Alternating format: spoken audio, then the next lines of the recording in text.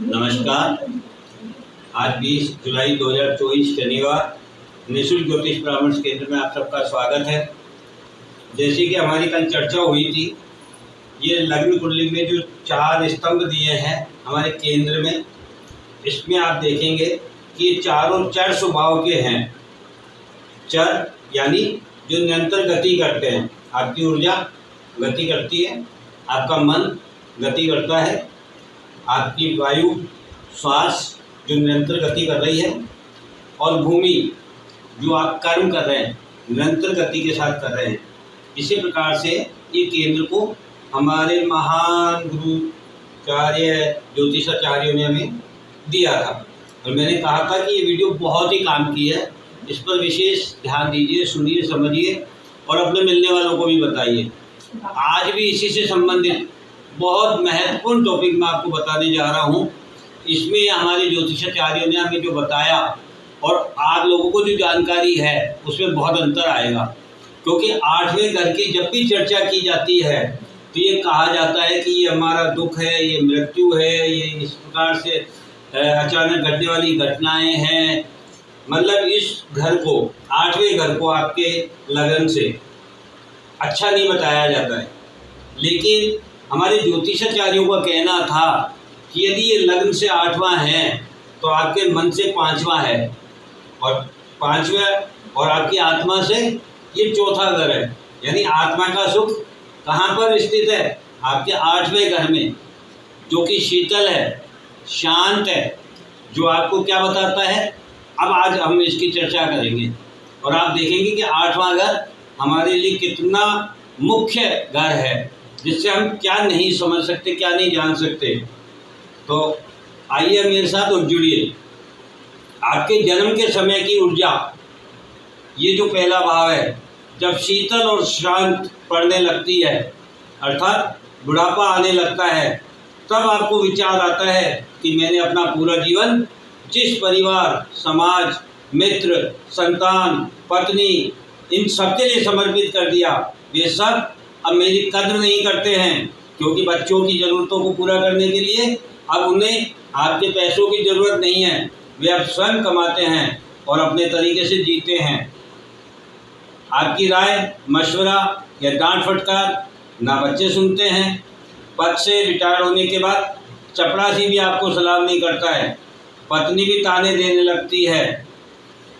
शांत रहा करो, आपको तो कहीं जाना नहीं है, बच्चों को तो काम पर जाना है। तब आप अकेले एकांत में शांत स्वभाव से विचार करते हैं कि स्वयं के लिए कुछ करना है। क्या करना है?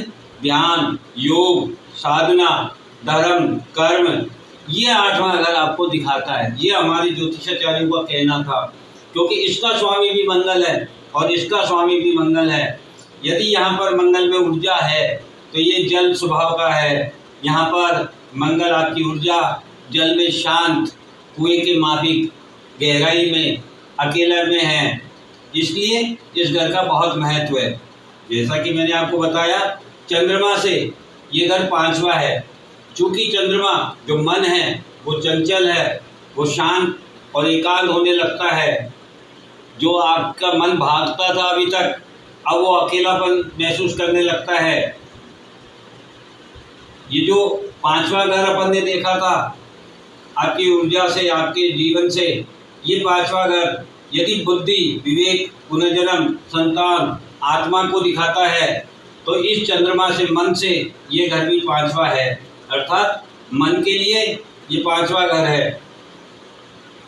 अब यही मन आपकी बुद्धि और विवेक में पुनर्जन्म की कल्पना करने लगता है कि मेरा यदि पुनर्जन्म हुआ तो मेरे साथ क्या क्या घटित होने लगेगा। इसलिए यहाँ पर मन वापस से बच्चा बन जाता है एवं आपकी आत्मा जागृत हो जाती है।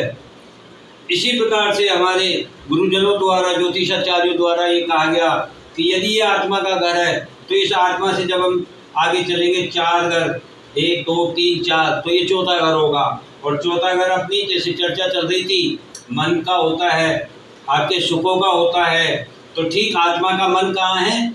आपके 8वें घर में। और आपका चंद्रमा कहाँ है? 5वें घर में। 5वां घर का होता है आत्मा का। यानी आत्मा में मन और मन में आत्मा। पांचवा भाव, आत्मा को सुख कहाँ से प्राप्त होगा? आपके 8वें घर से।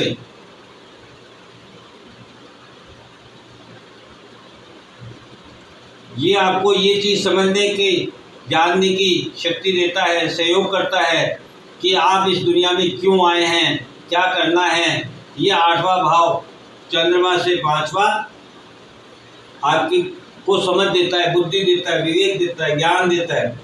इस प्रकार से हमारे ज्योतिषाचार्यों ने इतना बढ़िया हमें समझाया है और बहुत साधारण शब्दों में हम जब इसको समझते हैं तो हमें मालूम चलता है कि हम अपनी कुंडली में कभी भी अपने लगन से 8वें घर की व्याख्या करें, फिर चंद्रमा जहाँ पर स्थित हो वहाँ से 5वें घर की व्याख्या करें और सूर्य जहाँ पर स्थित हो वहाँ से 4थे घर की व्याख्या करें, तो हमें मालूम चलेगा इन तीनों के स्वभाव को मिला करके हमें जीवन में अंतिम समय में किस ओर जाना है और अपने जीवन को सार्थक करने के लिए, मोक्ष मुक्ति प्राप्त करने के लिए क्या क्या करना है। ये इस प्रकार से हमारे ज्योतिषाचार्य हमें समझाना चाहते हैं। यदि हम इसको समझ लें तो मैं निश्चित रूप से कह सकता हूँ कि आपको जीवन में कभी कोई समस्या नहीं होगी, और जब हमारे पास समस्या नहीं होगी तो समाधान की भी आवश्यकता नहीं होगी। बस मेरा इतना ही कहना है, आप स्वयं सुने, समझें, अपनी कुंडली पर आजमा कर देखें और फिर यदि आप संतुष्ट हो तो आप अपने मित्रों को, सगे संबंधियों को, रिश्तेदारों को, दूर दराज को, जिसको भी आप बताना चाहें आप बताएं और सहयोग करें, ताकि हर व्यक्ति अपनी कुंडली को स्वयं जान सके, परख सके और समझ सके कि मुझे जीवन में क्या करना है, ताकि वो समस्याओं से मुक्त हो सके और समाधान पा सके। जय हिंद, जय भारत।